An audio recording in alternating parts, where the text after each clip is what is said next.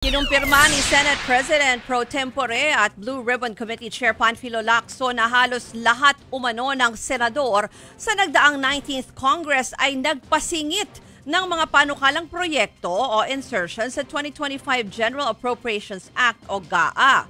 Umabot daw sa kabuuan niya ng hindi bababa sa 100 bilyong piso.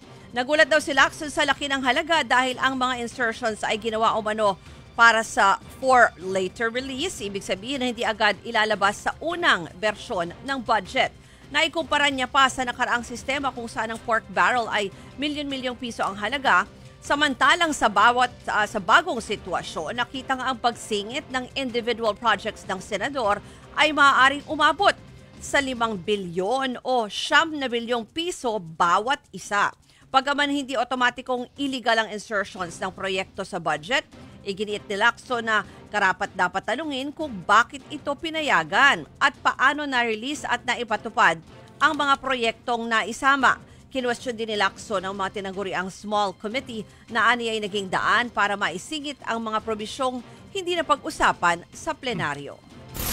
Mga kapatid, ako po si Ruth Cabal. Dito tayo sa totoo, dito tayo sa True FM.